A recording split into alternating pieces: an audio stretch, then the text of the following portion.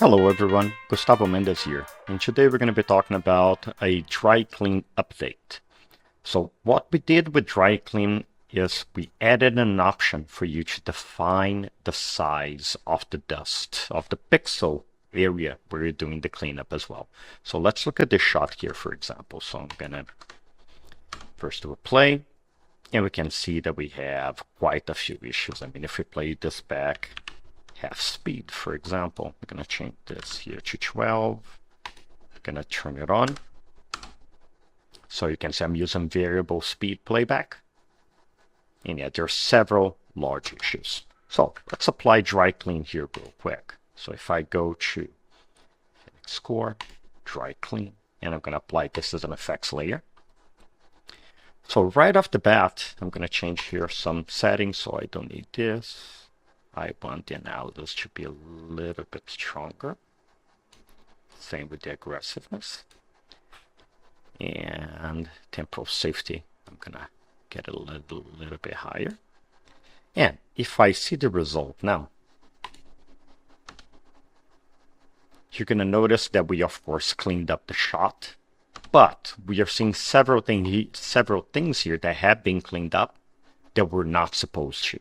So if I go back here a little bit, if you see here the belt, and if I turn this on and off, we can see that these did not need to be cleaned up. So this is a mistake. So what I'm going to do is I'm going to again turn on Luma, and I'm going to show you here the new option. So if I go back here to output, if I turn on dust size limiter, you'll see that we are right off the bat already going to clean up some of the sections that already had some cleanup, but we want to reduce this a little bit further down. Now, the main thing here is if you reduce too much, of course, it's not going to clean up anything. So what we're going to do here, along with this, is we're going to separate this region like we would normally do as well. So I'm going to here, I'm going to create a quick shape. So let me just do a quick ellipse just for the sake of this example. Just going to jump here, move this here, move this here, here, and also what I'm going to do is I'm just going to add a few more points here. So here and here, so I can just make sure that I get the belt where I want.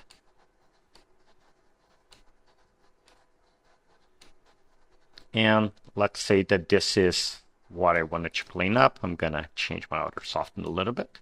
And now only working on the inside, it's easier for us to dial the settings a little bit differently. So what I'm going to do is I'm going to get the strength a little bit higher. So we need to be careful or this will just become a big denoise more than anything else. But I'm going to change my dust size so we can get rid of the belt issue. So I'm going to again dial this down a little bit more. Then I dial the dust size a little bit more. And now this makes a lot more sense. And if you play back, we're not hitting the belt as we were. So what I'm going to do now is I'm going to insert an invert version of that. So now with the invert, I don't need to worry about the dust size limiter. So I can go a little bit more stronger, with a little bit more aggressiveness, the analysis, and if I play this back now, you're going to see that we're not affecting the belt because we have that shape protecting it. But we're cleaning up most of the dust that we need to clean up, and this is the important part. So here I could of course clean it up a little bit more, draw a shape that was a little bit better, but this gives you a better idea. And if there's anything else that I wanted to clean up as well, I would just go to my Phoenix Score, DVO Fix, and let me apply that as a layer as well. And now if I do a tab, I can play it back again. I'm going to lower the speed here to 6 frames per second instead. And going back to the beginning of the shot, here we can see one big one. I can just come and use DVO Fix to do any other specific changes. I'm just going to turn off grain